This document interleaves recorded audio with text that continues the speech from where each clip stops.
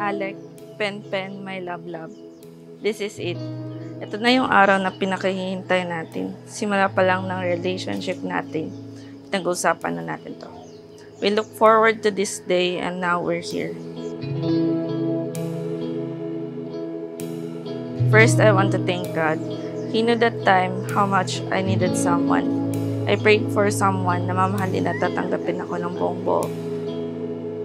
And God gave me you.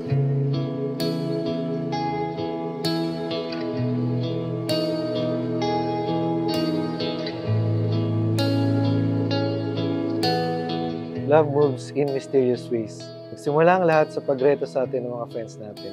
Naalala ko pa nung unang beses tayo nagkita para manood ng Spider-Man. Nung una, naghahanap lang talaga ako ng makakasama sa movie.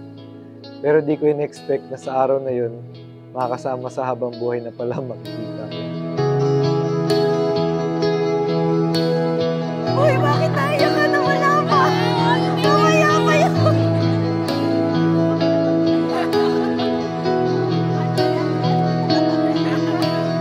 Yes! May 1 million yan eh. Sila na.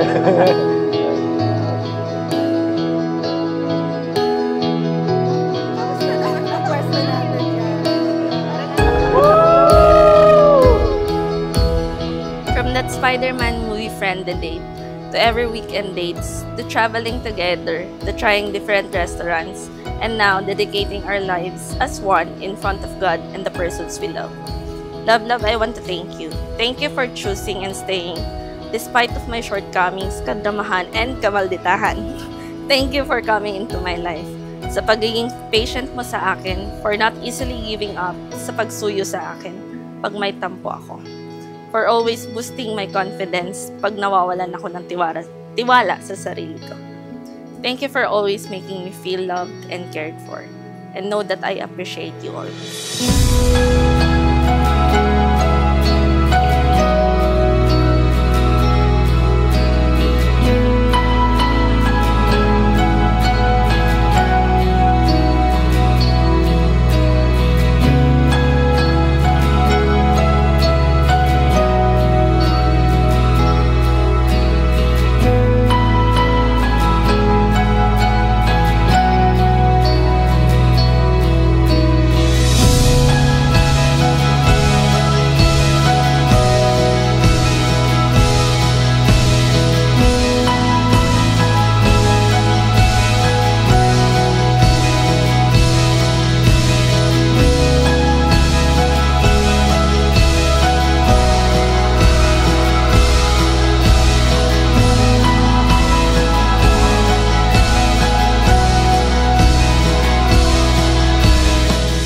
Before ka dumating sa buhay ko, akala ko kontento na ako sa buhay kong maging single.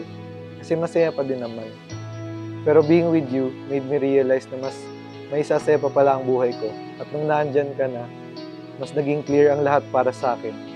Na ikaw ang gusto ko makasama pagtanda at bumuo ng pamilya kasama ka. Our love is not sudden, but rather a gradual one. Simula nung unang araw na nakita kita hanggang ngayon, mas lalo pa ako nai-inlove sa'yo. At ngayong kasal na tayo, iko-quote ko yung lyrics sa favorite Ed Sheeran song natin. You look so wonderful in your dress. I love your hair like that. The way it falls on the side of your neck. Maging tapat at mabuting asawa para kay Alec.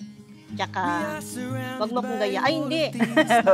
Wag mo kong gayahin sa pagiging bungangera sa papa mo.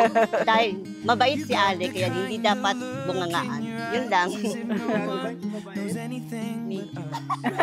Hindi, mabait din naman, pero, yun lang, pero lang. Alam ko naman you're a better person. Lagi kayong magkaroon ng support system. I love you so much. Pag nami-miss kita, yahag lang kita. I love you. So in love. So in love. So in love.